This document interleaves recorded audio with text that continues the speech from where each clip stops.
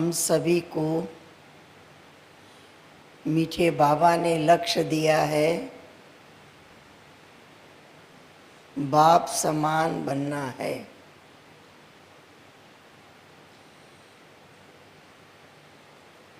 लक्ष्य लिया है बाबा जैसा बनना है। श्रीमत लेकर कर्म करें, ये हमारी विशेषता।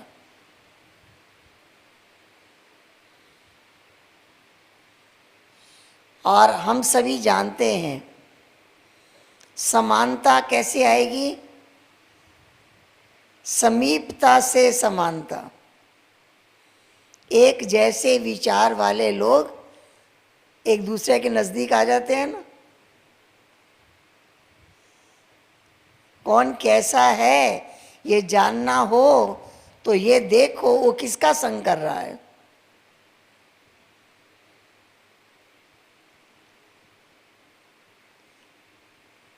एक जैसे विचार एक दूसरे को नजदीक ले आते हैं।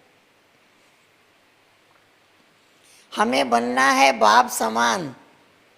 किसके नजदीक आएंगे? किसके नजदीक आएंगे? जब तक हम बाबा के नजदीक नहीं आए, सोच कर नहीं, चाह कर नहीं, लेकिन उस आकर्षण से आए। बाबा की हर श्रीमत मुझे इतनी पसंद है कि वही मेरा विचार है, वही मेरी इच्छा है, वही मेरी समझ है। अगर कोई ऐसा कहता है कि बाबा तो कहते हैं लेकिन हमारी परिस्थितियां ऐसी हैं, हमारे बंधन ऐसे हैं, तो हमें याद कर लेना है कि बाबा जानता है हम किन परिस्थितियों में हैं। नहीं जानता है, फिर भी हमें बाबा कहता है बच्चे तुम ऐसा बन के दिखाओ। स्वर्ग स्थापना के लिए अनेक आत्माओं को तैयार करने का कार्य जो बाबा कर रहे हैं, बच्चों से करवा रहे हैं। वो कार्य ही है संस्कार परिवर्तन का कार्य। संस्कार परिवर्तन के लिए बहुत आवश्यक है समीपता।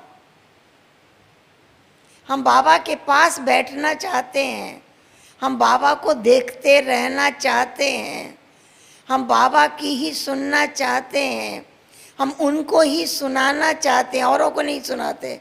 अपने मन की बात किसको सुनाते हैं? बाबा को सुनाते हैं, बाबा की सुनते हैं। ये मेरी पसंद है,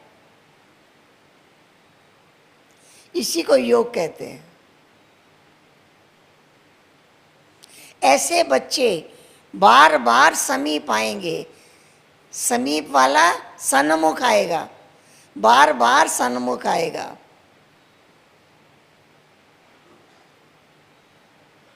जो बार बार बाबा के सन्मुख आता है उसके अंदर एक विशेषता दिखाई देती है। कौन सी विशेषता? सत्यता। झूठ बोलने वाला थोड़ा साइड होके चलता है, झूठ बोलने वाला दूर रहेगा, नजदीक नहीं आएगा। जिसके पास कुछ भी छिपाने का नहीं है, जो हूं जैसा हूं आपका हूं। बाबा ने हमें अपना बनाया। कैसा बनाया? जो हो जैसे हो मेरे हो। हमारे पास कुछ भी छिपाने का नहीं है।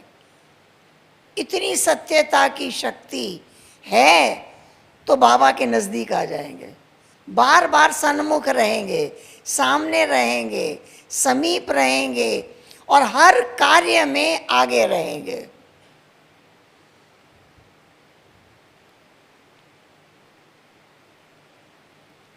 उन्हीं को कहा गया है यज्ञ स्नेही, यज्ञ सहयोगी। स्नेही बनाया नहीं गया, उनकी विशेषताओं ने हर समय नजदीक रखा, हर समय सामने रखा। जिसे आज्ञा पालन नहीं करना है, जिसे अपनी मनमत पर चलना है, मनमत माना माया की मत, क्योंकि अभी पुराने संस्कार गए नहीं हैं, मन के अंदर वही संस्कार जागृत होते हैं जो पिछले जन्म के संस्कार हैं।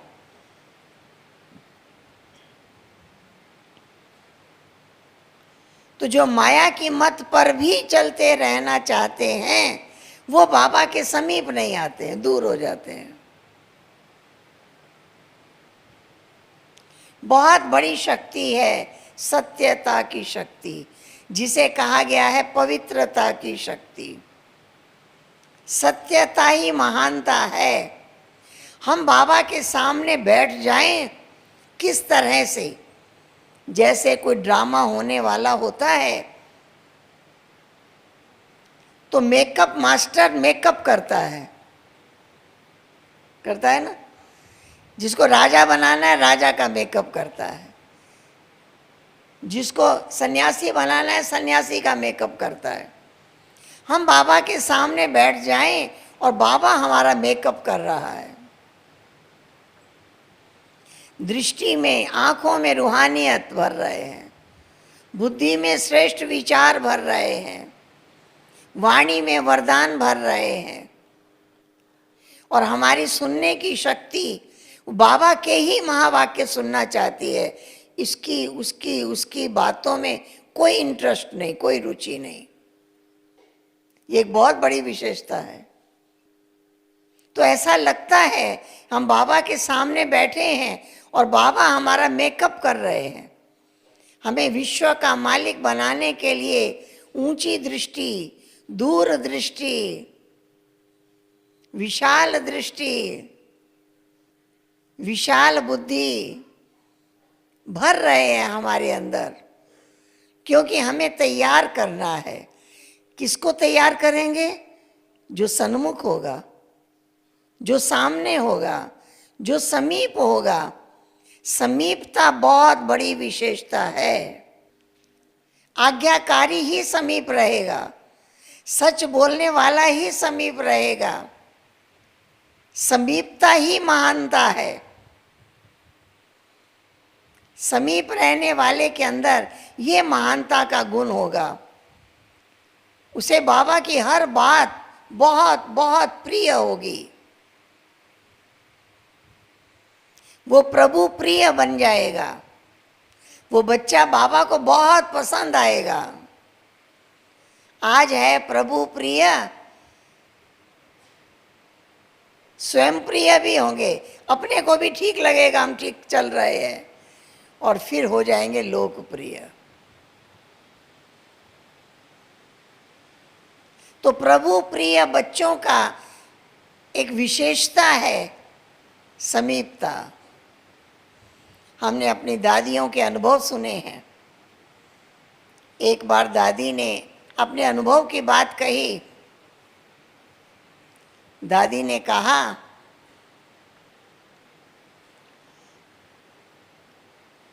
बड़ी दादी के साथ 1 बरस रहने का मौका मिला। एक दिन दादी ने अचानक कहा, देखो मेरे सामने बाबा खड़ा है। दादी लेटी हुई थी, आंखें बंद, मैं पास बैठी थी।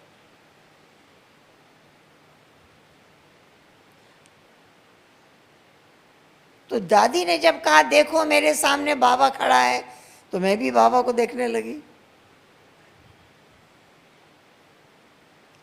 फिर थोड़ी देर के बाद फिर दादी बोली, सारे दिन में कोई समय ऐसा नहीं होता जब बाबा मेरे सामने ना हो।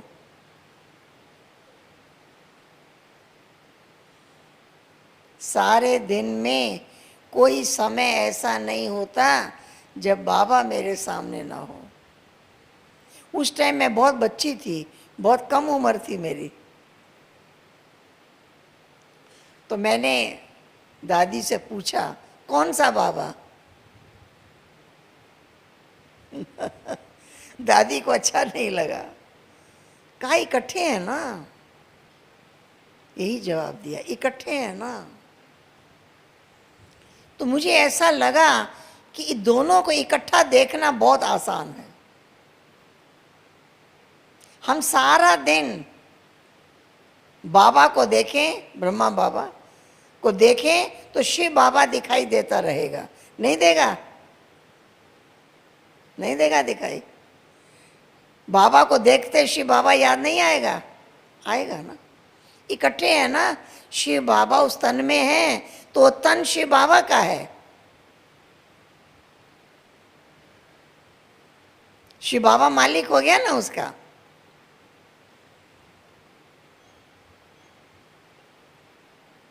मैंने संकल्प किया, जैसे दादी सारा दिन बाबा को देखती है, मैं भी देख सकती। कितना समीप रहे। दादी के बोल से आप समझ गए कितना समीप रहे। रात्रि 2 बजे से उठकर बैठती है और बाबा को से बातें करती है। तो वो जो समीपता है वो खींचती है। याद कर नहीं रहे हैं, बाबा को याद करने की कोशिश नहीं कर रहे हैं, याद आ रही है। 2 बातें हैं ना, एक याद करते हैं, दूसरा है याद आती है। कोई भी कार्य करते हैं याद आती है, हम याद करते नहीं है, याद आती है। क्योंकि रिलेशन इतना मजबूत है, इतना पावरफुल है कि वो याद बार बार दिलाती है। हमने अनुभव किया है। हमें बाबा ने ज्ञान दिया। पहली स्थिति चाहिए ज्ञान का मनन चिंतन, एक एक पॉइंट की अनुभूति। ज्ञान का मनन चिंतन करते करते ज्ञान की मूर्त बन जाएं, ज्ञान का स्वरूप बन जाएं, ज्ञानी तू आत्मा कहलाएं, ज्ञान रत्नों से माला माल हो जाएं। कितने नाम दिए हैं ज्ञान को। ज्ञान स्नान है, दिन में 2 बार करो। ज्ञान भोजन है,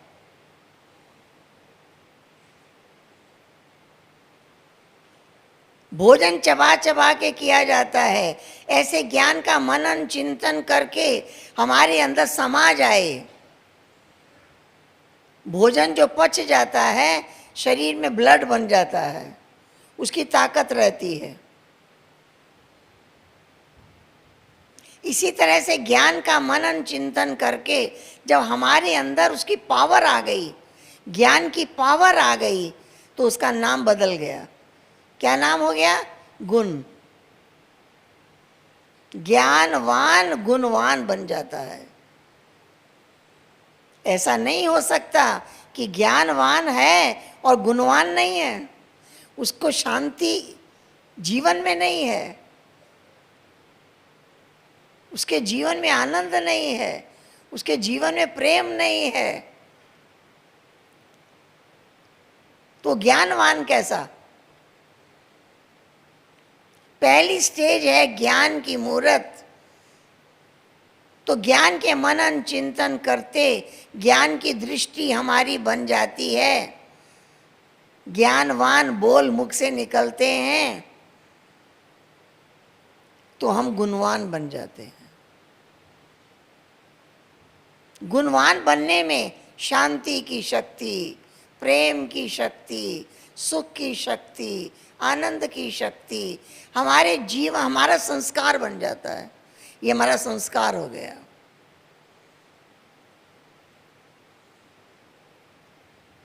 बाबा ने कहा है बच्चे तुम्हारे अंदर जो प्रेम की शक्ति है उसको जगाओ और जगाओ।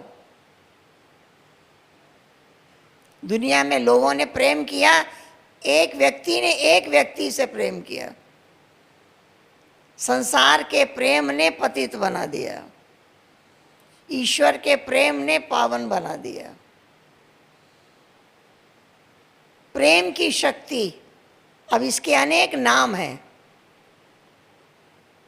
अगर हम प्रेम स्वरूप हैं, जैसे बाबा प्रेम का सागर है, तो इसका सबसे पहला नाम क्या है? परमात्मा की महिमा है दयालु। प्रेम का रूप है ना, दया सिंधु, कृपा सिंधु। बाबा कहते हैं सब पतित आत्माओं पर दया करो, उनके लिए शुभ भावना करो, उनके पास जाओ, उनको जगाओ, दयावान बन जाओ, दयालु, कृपालु।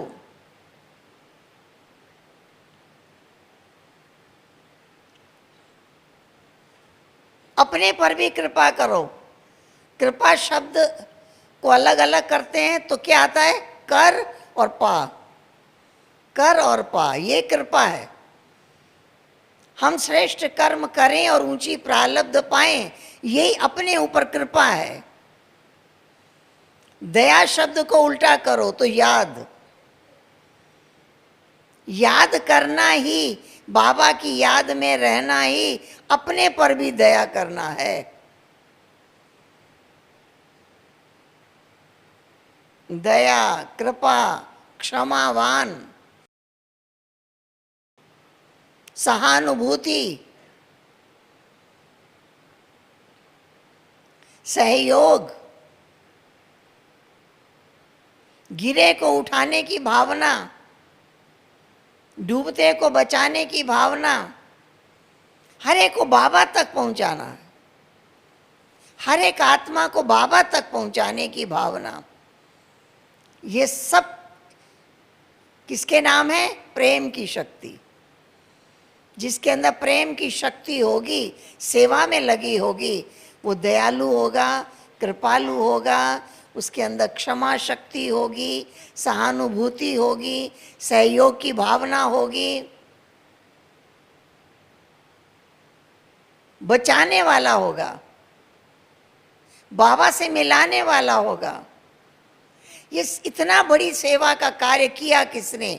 प्रेम की शक्ति ने। आज परमात्मा को पुकारते ही इसीलिए हैं कि प्रेम का सागर है।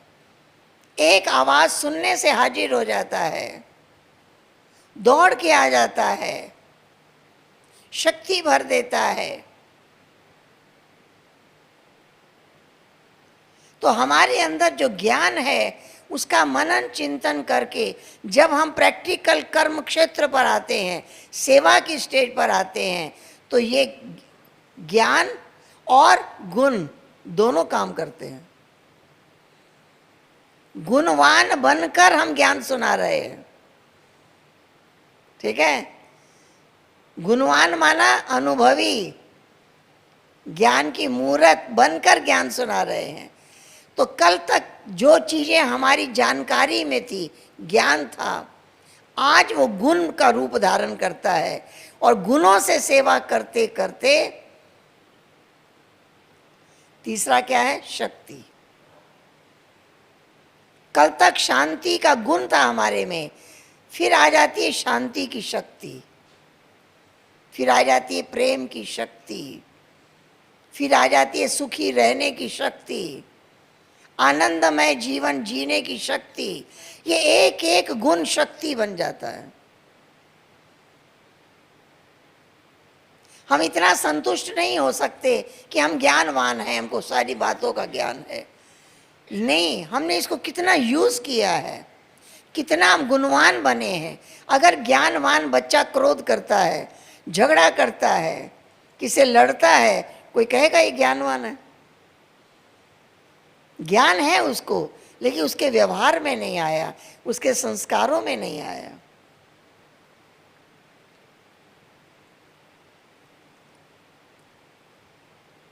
तो ये हमारे संस्कार परिवर्तन का कार्य करे। बाबा आया है संस्कार बदलने। तमो प्रधान थे कलयुग की दुनिया में, तमो प्रधानता से हम बाबा के पास आए, तमो से रजो में आए, रजो से सतो में आए, फिर सतो गुण की प्रधानता तक पहुंचना है। हम सतयुग में सतो प्रधान थे, फिर सतो रजो तमो में आए। कैसे आए? सतयुग में कोई भी कर्म नहीं किया, सतयुग में कोई पाप कर्म नहीं किया, देह अभिमान था ही नहीं। फिर 16 कला से 14 कला कैसे हो गई? कलाएं कम कैसे हुई?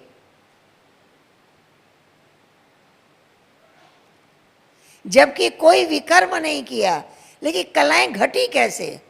उसका एक ही कारण है, वो है विस्मृति। श्री कृष्ण को अगले जन्म में याद नहीं रहेगा मैं कृष्ण था, मैं नारायण था। उसके चित्र जगह जगह लगे होंगे, उसको ये पता नहीं होगा ये मेरा चित्र है। अगर उसे ये याद रहता कि मैं ही कृष्ण था, फिर अगले जन्म में भी याद रहता मैं ही कृष्ण था, एक कला कम नहीं हो सकती। विस्मृति के कारण कलाएं घटती गई, कलाएं घटती गई। जैसे खाया हुआ धन खाते खाते घटता जाता है, ऐसे प्रारब्ध पाते पाते घटता चला गया। आज हम चढ़ती कला में जा रहे हैं, आज हमें फिर से नर से नारायण बनना है। किस आधार से बनेंगे?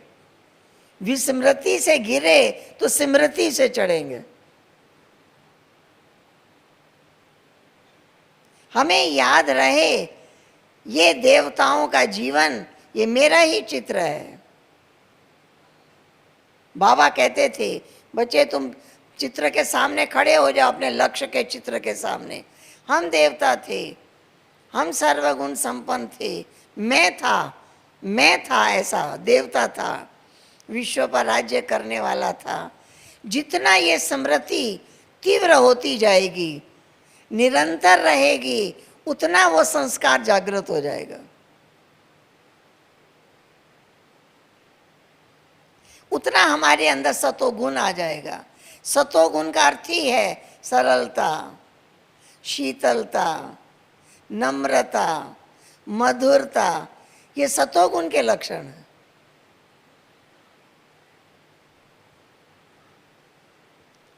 अगर हमारे अंदर ये गुण नहीं आते, जैसे के साथ तैसा करने की इच्छा जगती है, इसने मेरे साथ ऐसा किया हम भी करेंगे,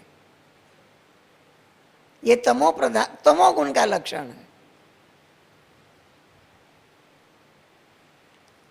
हमारे जीवन में सात्विकता, सतोगुण, पवित्रता, सत्यता, धैर्यता, धैर्यता की शक्ति कम नहीं है।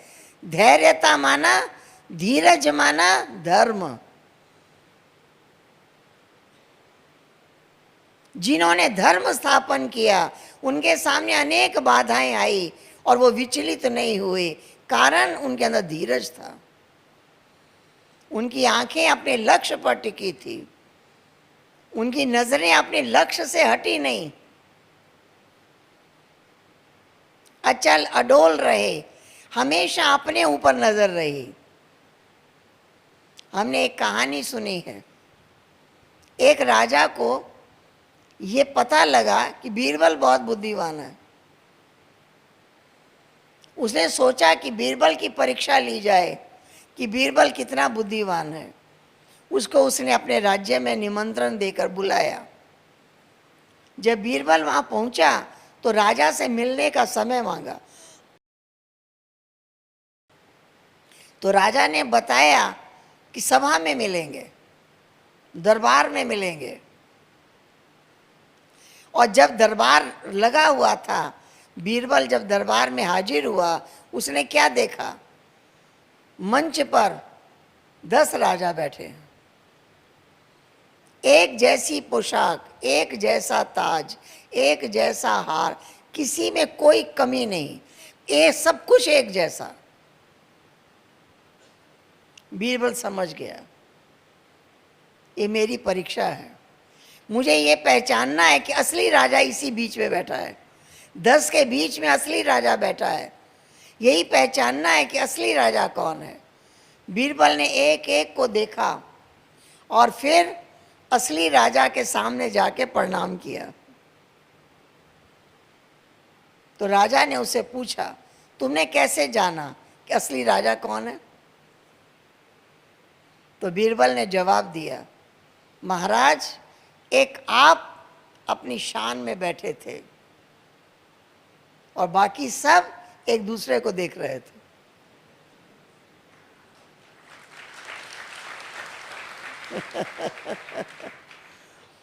तो बाबा कहते हैं कि जिसको ऊंचा पद पाना है वो अभी से अपनी शान में रहेगा, दूसरे को देखेगा ही नहीं। अपनी शान में, अपने नशे में, मैं हूं राजा, मेरा एक लक्ष्य है, मुझे वहां तक पहुंचना है, मेरे साथ चलने वाला कौन कैसे चल रहा है वो देखेगा ही नहीं उसको। हमने दादियों के अनुभव सुने, अकेले बैठकर, अकेले बैठकर घंटों मनन चिंतन किया, ज्ञान का चिंतन किया, बहुत शक्ति पाई, बहुत रस पाया। कौन कर रहा है या नहीं कर रहा है इसकी कोई परवाह नहीं, अपना ध्यान सिर्फ अपनी स्थिति पर। मुझे ज्ञानवान, गुणवान और शक्ति स्वरूप बनना है, त्याग करना नहीं पड़े। उनका अनुभव होगा, हमने त्याग किया ही नहीं, त्याग हो गया। हमको ये भी याद नहीं है हमने क्या क्या त्याग किया। कई लोग गिनती करते रहते हैं, ये छोड़ा, ये छोड़ा, ये छोड़ा।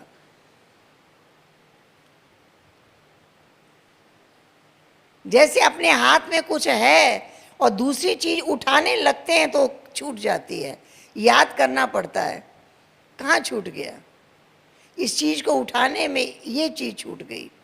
तो हमारा ध्यान लेने में है, हमारा ध्यान पाने में है, तो जो पकड़ा हुआ था छूट गया, छोड़ा नहीं हमने, छूट गया। इसलिए उसकी याद भी नहीं रहती हमने क्या क्या छोड़ा। सारे संबंध बाबा के साथ जोड़ लिए, उसको निभाने में लग गए, और जो संबंध थे वो कब छूट गए पता ही नहीं चला।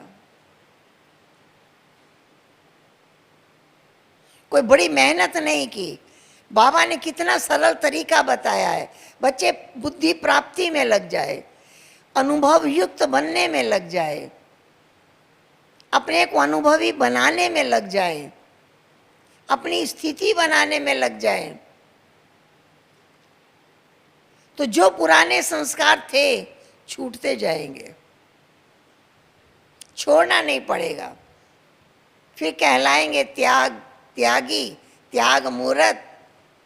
और जितना त्याग होता जाएगा उतनी तपस्या तेज हो जाएगी। तपस्या का अर्थ ही है एक बाबा की याद, दूसरा नहीं कोई, एक की याद रहे, एक की याद में हम मगन हो जाएं, यही हमारी तपस्या है। एक बाबा ही हमको पढ़ा रहे हैं, एकता का गुण बाबा ने भर दिया, क्योंकि हम सब एक की मत पर हैं, इसलिए हम सब एक हैं। दुनिया में सब एक का नारा लगाते हैं लेकिन एक नहीं हो सकते। हम सब एक हैं, क्यों? एक की मत पर हैं, इसलिए एक है। हम सब अपनी अपनी मत से नहीं चल रहे हैं, हम एक बाबा की मत से चल रहे हैं। एक बाबा हमको पढ़ा रहे हैं, वो वरदानों से हमको शक्तिशाली बना रहे हैं, हमारे कर्मों में श्रेष्ठता ला रहे हैं। बाबा चाहते हैं ये बच्चे सेवाधारी बनकर खूब सेवा करें। पहले त्याग, फिर तपस्या, फिर सेवा। वो त्याग और तपस्या की शक्ति सेवा कराएगी।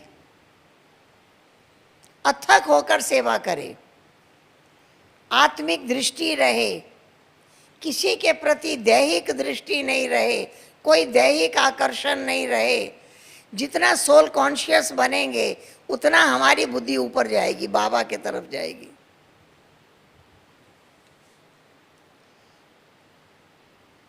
अपने आप को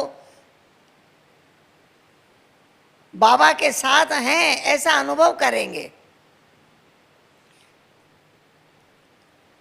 हमने सुना कि मीरा को कहा ना, बहुत भक्त थी। मीरा एक बार एक महात्मा से मिलने गई।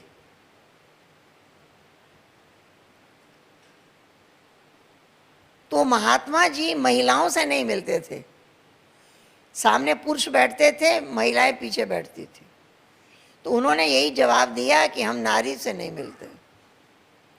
मीरा ने जवाब दिया कि पुरुष तो एक ही है, परमात्मा, बाकी तो सब नारियां ही हैं, सब गोपियां ही हैं, पुरुष तो एक है। आप अपने को कब से पुरुष समझने लगे? तो उनको लगा कि मुझे अभी तक ज्ञान ही नहीं था, इसको कितना ज्ञान है। इसलिए भागवत में गायन है कि जब रास हो रही थी वहां पर सब गोपियां ही गोपियां थी। तो ये गोपीपन का भाव भी जागृत हो जाए, देह भान छूट जाए। एक बाबा है और एक मैं उनके साथ हूं। ये भी एक योग की विधि है। बाबा आजकल तो इस शब्द को ज्यादा यूज नहीं करते, पहले भाइयों सबको गोपी कहा जाता था, क्योंकि वो भाव जागृत हो जाए। उनके साथ साथ चलने वाले, साथ साथ घूमने वाले, उनके सारे कार्यों को पूरा करने वाले। भागवत पूरा प्रेममय गाथा है, हर कार्य में साथ है। ऐसे बाबा ने अपने हर बच्चे को ज्ञान का मनन चिंतन करना भी सिखाया, धारणा करना भी सिखाया। मुझे याद आता है, एक दिन की बात है, मैंने अपने अनुभव की बात बताई थी कि मेरी उम्र जब 6 वर्ष की थी, मैं पहली बार माउंट आबू आई,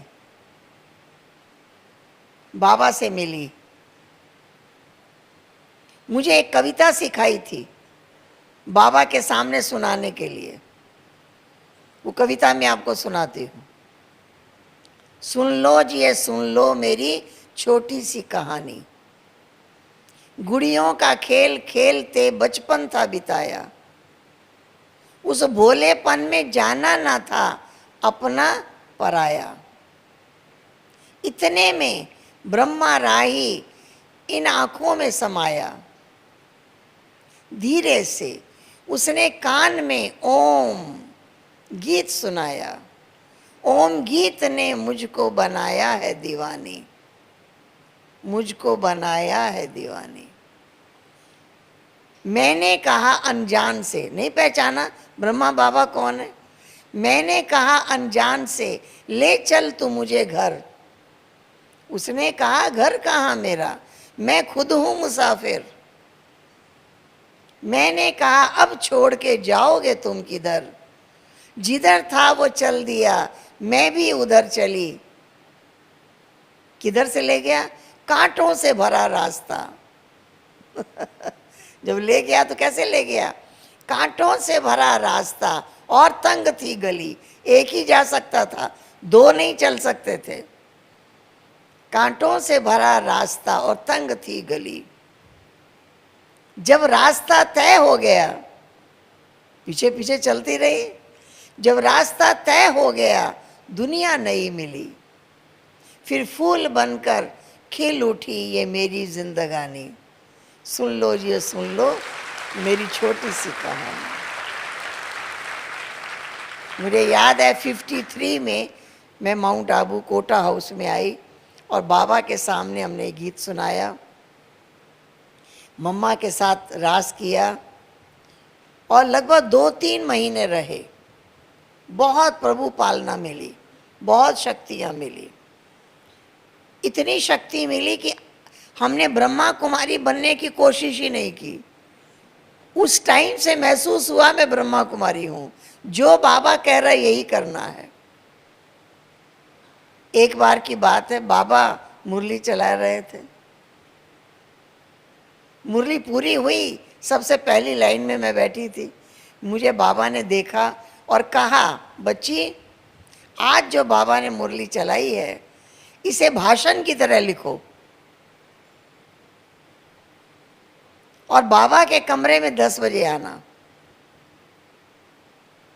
उसके पहले मैंने कभी लिखा नहीं था, कोई टॉपिक लिखा हो, कुछ भी लिखा हो। उससे उम्र भी मेरी 16-17 वर्ष की थी। मैंने बड़े 2 पेज उठाए भाषण की तरह, क्योंकि टॉपिक था रक्षाबंधन, सारी मुरली रक्षाबंधन पर चली थी। मैंने उस सारे को लिखा, 2 पेज पूरा भर के लिख लिया। पहली बार बाबा के कहने पर मैंने कलम उठाई लिखने के लिए और मैं 10 बजे बाबा के कमरे में पहुंच गई। बाबा ने अपने पास गद्दी पे बिठाया और कहा, बच्ची पढ़ के सुनाओ। अब मैं पढ़ के सुनाने लगी। जो शब्द लिखे थे अच्छे लग रहे थे बाबा को। बाबा ने पूछा, किसी से पूछ के लिखा है? मैं कहा नहीं, मैं अकेले बैठ के लिखा है, अच्छा लिखा है। फिर मैं बोल रही थी तो मेरे बोलने का ढंग बाबा देख रहे थे, अच्छा बोलती है, वो भी बाबा महिमा कर रहे थे। जब पूरा हो गया तो बाबा ने कहा, अच्छा इसको यहाँ रख के जाओ, बाबा इसको पढ़ेंगे। तो ना दूसरे दिन फिर मुरली चली, विषय यही था रक्षाबंधन का, लेकिन बहुत दूसरी पॉइंट्स बाबा ने समझाई थी। फिर बाबा ने मुझे कहा, बच्ची आज जो बाबा ने मुरली चलाई है इसको भाषण की तरह लिखकर 10 बजे आना कमरे में। दूसरे दिन भी मैं बाबा के पास पहुंची और दूसरे दिन भी मैंने लिखा और मैंने बाबा को पढ़कर सुनाया। फिर बाबा ने कहा, कल का और आज का दोनों पढ़ के सुनाओ। कितना टाइम दिया? दिया ना टाइम? कितना टाइम दिया बाबा ने? फिर मैंने दोनों दिन का पढ़कर सुनाया। बाबा ने कहा, अच्छा आज रात्रि क्लास में भाषण करना, बाबा आकर सुनेंगे। आप एक एक का अनुभव सुनेंगे। एक एक बच्चे को बाबा ने तैयार किया है, सोचना सिखाया, लिखना सिखाया, बोलना सिखाया, चलना सिखाया। समझ गए? हाँ। और उसके बाद बाबा ने मुझे पूछा, बॉम्बे देखी है? मैंने कहा नहीं देखी है। कहा जाओ बच्ची घूम कर आओ। और दूसरे दिन मुझे बॉम्बे रवाना कर दिया। मुझे घूमने का कोई शौक नहीं था। मैं छोटेपन से जो बाबा की बनी तो हमेशा सफ़ेद कपड़ा पहना, क्योंकि जब बाबा के पास रही तो बाबा सफ़ेद सफ़ेद फ्रॉक सिलाई करा के मुझे पहनाते रहे। तो जब मैं लौकी घर गई मैं कभी रंगीन फ्रॉक पहनी ही नहीं, कभी रंगीन कपड़ा नहीं पहने। कभी किसी के घर गई तो उसके घर में शरबत भी नहीं पिया होगा। क्यों? मैं ब्रह्मा कुमारी हूँ। नशा, मैं ब्रह्मा कुमारी हूँ। और बाबा के प्रति इतना आकर्षण कि लगता था कि बस बाबा मैं आप पर फिदा हूँ, मैं आप पर बलिहार हूँ, मैं आप पर न्यौछावर हूँ, मैं आप पर कुर्बान हूँ। ये अंदर आवाज़ निकलती रहती थी, आज भी निकलती है। मैं बाबा के कमरे में जाती हूँ, मैं बाबा को कहती हूँ, बाबा मैं आप पर बलिहार हूँ। इतना हमारा ध्यान रखते हैं, इतना कदम कदम गाइड करते हैं, और क्या चाहिए हमको? कौन गाइड कर रहा है, कौन चला रहा है? दुनिया वालों को आश्चर्य हो रहा है कि आप कैसे इस जीवन को अपना लिया। हम तो इंतजार कर रहे थे कि अच्छे अच्छे काम हम करते हैं, करते ही नहीं रहते हैं, छोड़ देते हैं। थोड़े दिन किया, छोड़ दिया। हमने समझा आप भी एक नशे में आ गए हो, नशा उतर जाएगा तो लौट आओगे, समझा? लेकिन कौन सा नशा आपको चढ़ा है जो उतरता ही नहीं है? तो ये ईश्वरी नशा है, ईश्वरी पालना है। बाबा ने आत्मा में शक्ति भरी है, पावर भरी है। हाँ, खाली ज्ञान ही नहीं दिया है, पावर भी दी है। लेकिन हमको घूमने का कोई शौक नहीं था। आज तक कहीं घूमने अपने मन से नहीं गए हैं। बाबा ने दूसरे दिन हमको बॉम्बे भेज दिया। बॉम्बे में हमारे को वहाँ का क्लाइमेट सूट नहीं किया। बाबा वहाँ आए, बाबा को पता लगा मुझे वहाँ दमा हो गया, मेरे को वहाँ का क्लाइमेट सूट नहीं किया। तो बाबा ने मुझे वहाँ से रवाना किया, कहा बच्ची ईस्टर्न जोन में जाओ, ठीक हो जाएगा। मैंने देखा कि बाबा की श्रीमत पे कदम उठाया, बाबा की पूरी नज़र है। हम कहाँ हैं, कैसे हैं, किसी स्थिति में हैं, क्या कर रहे हैं। अभी भी वतन से तो और नज़दीक है बाबा, अभी भी बाबा की पूरी नज़र है। बच्चे कहाँ हैं, क्या कर रहे हैं, ये अपने अंदर एक नशा चढ़ना चाहिए। मेरे ऊपर बाबा की नज़र है, ये नशा चढ़ने की आवश्यकता है।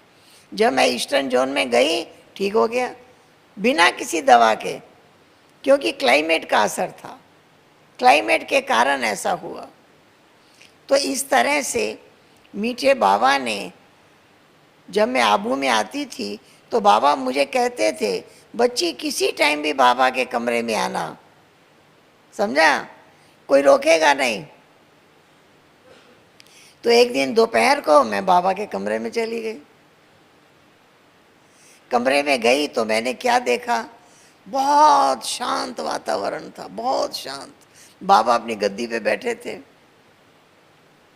और कोने में मम्मा की माँ बैठी थी कुर्सी पर, बाबा गद्दी पे बैठे थे। वो बाबा का संदेशी थी।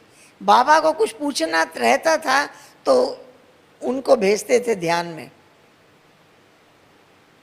मैं पहुंच गई, बाबा ने मुझे अपने पास गद्दी पे बिठाया, दृष्टि दिया, मेरे से पूछा बच्ची कभी ध्यान में गई हो, कभी साक्षात्कार किया है? मैंने कहा नहीं। बाबा भेजे, बाबा पूछ रहे हैं, बाबा भेजे, जाओगी? जी बाबा। अच्छा तो बाबा भेजते हैं। देखो सब चाबी थी बाबा के हाथ में समझ गए? अब बाबा ने जो हमको, मेरे को दृष्टि दी, वो ऐसी दृष्टि थी कि मैं बिना अपने पुरुषार्थ के देह से पार हो गई, एकदम सोल कॉन्शियस हो गई। फिर बाबा ने मेरे सिर पे हाथ रखा। वो बाबा का सिर पर हाथ रहा और मैं यहाँ से गुम हो गई। मैं वतन का नज़ारा देखने लगी, सूक्ष्म वतन की लाइट, सूक्ष्म वतन का वातावरण, और सूक्ष्म वतन में बाबा को देख रही हूँ और वहाँ मैं अपने आप को देख रही हूँ। एक बड़ा अलौकिक दृश्य। ऐसा नहीं लग रहा था कि मैं कोई नीचे से ऊपर आई हूँ, लग रहा था जैसे मैं वही हूँ। बहुत सुंदर दृश्य, बहुत अपार सुख की अनुभूति मैं करती रही। कितना समय उस स्थिति में रही मुझे नहीं मालूम, लेकिन अब बाबा चाहने लगे कि अब बच्ची अब नीचे आए। ऊपर तो चली गई, अब ये नीचे आए। तो बाबा ने फिर सिर पे हाथ रखा और आवाज़ लगाया, आओ बच्ची, आओ बच्ची, आओ बच्ची। मुझे वहां सुनाई दिया वो आवाज।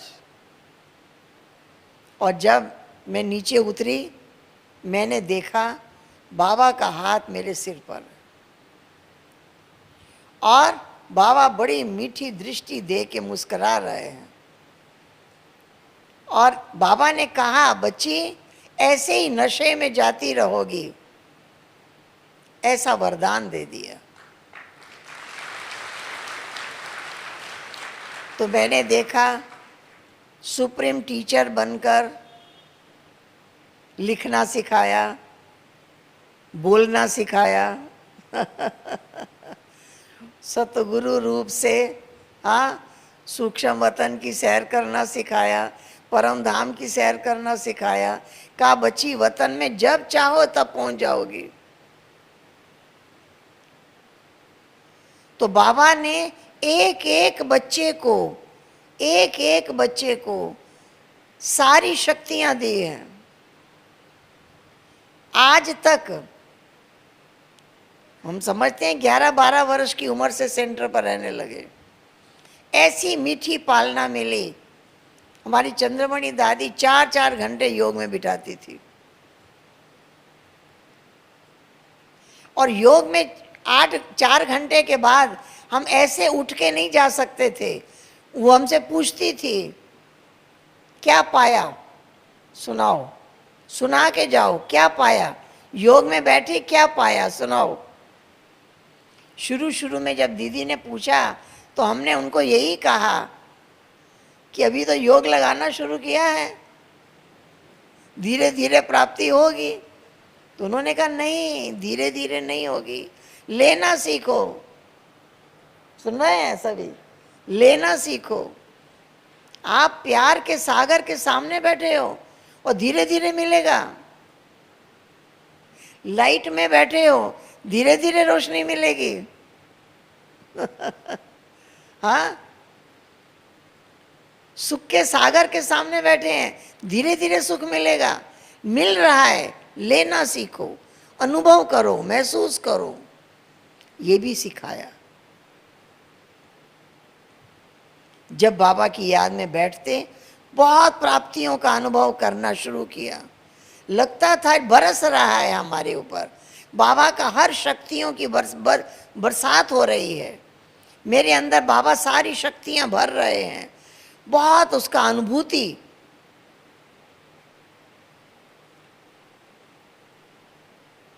का लेना सीखो।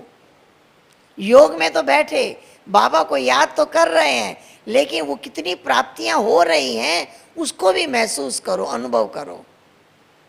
तो लेना भी सिखाया, याद करना भी सिखाया। अपने बुद्धि में ज्ञान का भंडार, गुणों का भंडार भर करके चलो। मुझे बाबा की हर आशा पूरी करनी है। बाबा की आशा क्या है? हम संपूर्ण बन जाए। बाबा की कोई और आशा है क्या? क्या आशा है बाबा की? हमको बनाने की आशा है। हम स्वर्ग के मालिक बन जाएं, हम विश्व राज्य अधिकारी बन जाएं, हम डबल ताजधारी बन जाएं। यही बाबा की आशा है ना। ये आशा मुझे पूरी करनी है। कौन करेगा मेरे सिवाय, बताइए? मेरा पुरुषार्थ तो मुझे ही करना है। ये भावना अगर हमारे अंदर जग जाए तो क्या होगा? बाबा के सन्मुख रहेंगे, बाबा के समीप रहेंगे, बाबा के समान बनेंगे, बाबा के समान गुणों की मूर्त बनेंगे, और वो गुण मूर्त के साथ साथ शक्तिशाली मूर्त भी बन जाएंगे। और जो शक्तिशाली है उसके सामने कोई विघ्न नहीं है, उसको कोई विघ्न लगता ही नहीं है।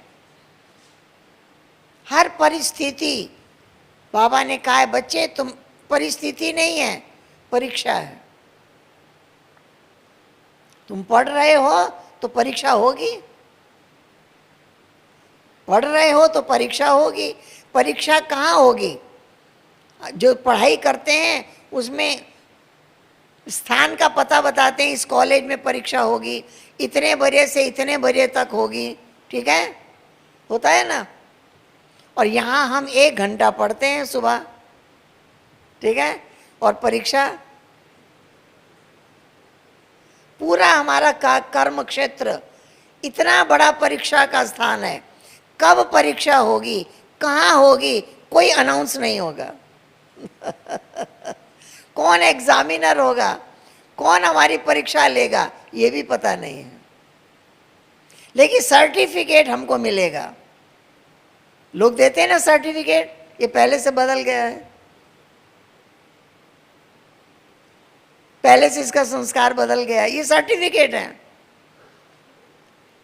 पहले से इनकी वृत्ति बदल गई है, इनकी दृष्टि बदल गई है, इनके कर्म बदल गए हैं, इनकी स्थिति बदल गई है, इनका व्यवहार बदल गया है।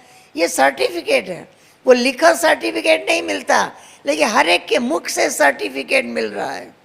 तो बाबा ने कहा बच्चे, ये सारा कर्म क्षेत्र तुम्हारा परीक्षा स्थल है। 24 घंटे में किसी समय परीक्षा हो सकती है, इसलिए पढ़ाई करो अच्छी तरह से, बाबा को याद करो, अपने अंदर इतनी शक्तियां भर लो कि किसी समय भी परीक्षा हो तो क्या होगा, पास होते रहेंगे। हाँ, बाबा ने बताया ना, बाबा के पास रहना है और हर परीक्षा में पास होना है। पास पास पास, जो बीत गया उसको भूल जाना है, पास्ट इज पास्ट कर देना है। पास करना है, पास होना है, पास रहना है, ये मंत्र बाबा ने पढ़ा दिया है। इसलिए कोई व्यक्ति हमारे सामने गुस्सा करने आता है, झगड़ा करने आता है, क्या समझ लेंगे, एग्जामिनर है ये।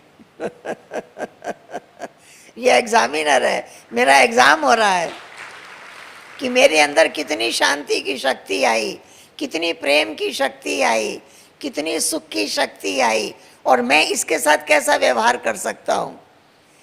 एग्जामिनर है। कहाँ बाबा किसको एग्जामिनर बनाएगा हमको पता नहीं है, लेकिन हमें हर टाइम तैयार रहना है। कहीं निश्चिंत नहीं होना है कि बस अब 1 घंटा पढ़ लिया, ऐसा कहीं देखा है? 1 घंटा पढ़ाई और 23 घंटे एग्जाम। कितना वंडरफुल स्कूल है ये, और सर्टिफिकेट भी उसी टाइम मिल जाता है। तो इतने ईश्वरी विश्वविद्यालय के हम स्टूडेंट हैं, स्वयं भगवान पढ़ा रहे हैं, इतनी शक्तियां हमको दे रहे हैं, और कहते हैं तुम एग्ज़ाम देने के लिए खड़े हो जाओ, मैं मदद करता हूँ। मददगार भी वही है। पहले से ही उन्होंने हमें ऐसी ऐसी बातें पढ़ा दी हैं कि हमें कहीं भी कुछ मुश्किल लगता ही नहीं, कुछ कठिन लगता ही नहीं। आप सबका ऐसा अनुभव है? हाँ। तो हम सभी गॉड फादरली स्टूडेंट हैं, बाबा के नैनों के नूर हैं, बाबा के नैनों में समाये हुए हैं और वरदानों में पल रहे हैं। हमारी पालना हो रही है, इतनी वरदानों में हमारी पालना हो रही है। ऐसी स्थिति अपनी बनानी है, अपने ऊपर इतना अटेंशन देना है, इतना बाबा के सन्मुख और समीप रहना है कि दिखाई दे ये सभी बच्चे यज्ञ स्नेही हैं, यज्ञ सहयोगी हैं, हर कार्य करने के लिए तत्पर हैं। ठीक है? ठीक है। ओम शांति, ओम शांति, ओम